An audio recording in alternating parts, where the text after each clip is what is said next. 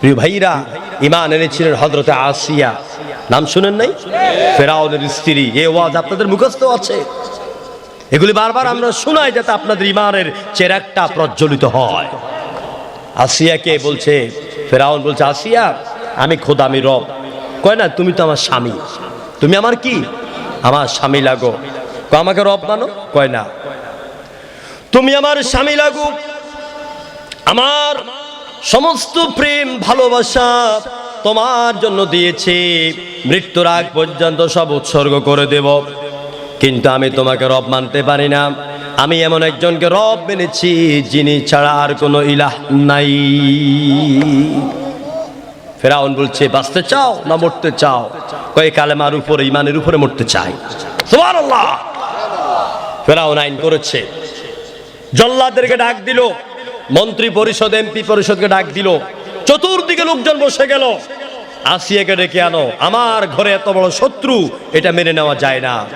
আসিয়াকে ডাকলো, বলছে আমাকে রব মানো। অসম্ভব, তুমি আমার রব নও, আমার রব হচ্ছে আল্লাহ। আমাদের রব কে? আল্লাহ। আসিয়ার এই কথা শুনে ফেরাউনের গায়ে আগুন ধরে গেল। হুকুম করলো আসিয়ার গায়ের সমস্ত কাপড়গুলো খুলে ফেলো। নাউজুবিল্লাহ বলবেন না? একজন নারীকে বিবস্ত্র করে ফেললো, শুকনো কাঠের মধ্যে বড় বড় জিঞ্জিরা পেরাক ঢুকালো, মাথা যেই দিকে চিকন মাথাটা ওটার উল্টাইয়া দিল, দিয়ে আসিয়ার হাত বাঁধলো, পাও বাঁধলো, বান্ধে এর মধ্যে শোয়া দিল। এখনো বলছে, আসিয়া আমাকে রব বলো। কয় না, আমার রব আল্লাহ, আমার রব আল্লাহ। এবার জল্লাদদেরকে বলে উপর দিয়ে হাতুড়ি দিয়ে আঘাত করো। আঘাত করছে, আর আসিয়া নরম দেহ দিয়া পেরাকগুলি ঢুকে বুক দিয়ে বের হয়ে যাচ্ছে। হযরত আসিয়া আল্লাহর দিকে, আরশে আজিমের দিকে তাকাইয়া বলছেন, সূরা তালাকের ভিতর বলা হচ্ছে, ও আমার রব, আমার নিজস্ব কোনো স্বার্থের জন্য নয়, আমি তোমার উপরে মেনে এনেছি, যার কারণেই জালিম বাদশা আমাকে হত্যা করছে। ও আমার আল্লাহ, তোমার কাছে আমার চাওয়া পাওয়া কিছু নাই, একটি জিনিস শুধু চাই, তোমার কাছে আমার জন্য জান্নাতে একটা ছোট্ট ঘর বানায়া দিও।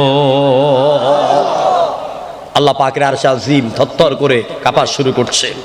আমি আপনাদের সামনে তাফসিরে আজওয়াউল বায়ান থেকে কথা বলছি, মিশরের থেকে বের হওয়া পুরো আরবিতে এই তাফসির। হযরত আসিয়াকে যখন আসিয়া এভাবে কান্না করছিলেন আল্লাহর দরবারে, আল্লাহ বললেন, আমার জিব্রাইল, ভেরি কুইকলি তুমি দ্রুত দৌড়াও আমার আসিয়ার কাছে।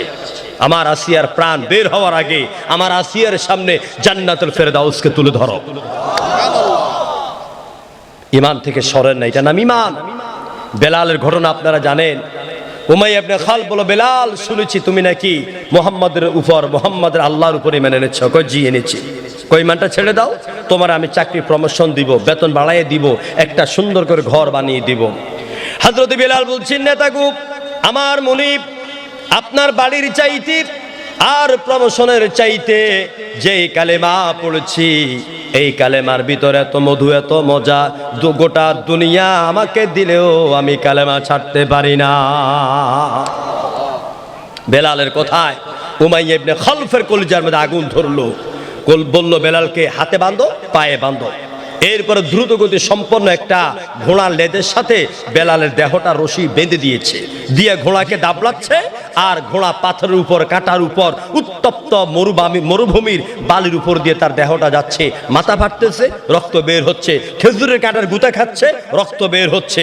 এভাবে নিতে নিতে মরুভূমির এক তপ্ত মরুপ্রান্তরের উপরে বেলালকে শোয়াইয়া হাত পা বেঁধে বুকের মধ্যে পাথর দিয়ে বলছে, বেলাল আমি বিকালে আসবো, আমি তোমার সিদ্ধান্ত জানবো, তুমি কি সিদ্ধান্ত পরিবর্তন করেছো নাকি এখানে থাকবে।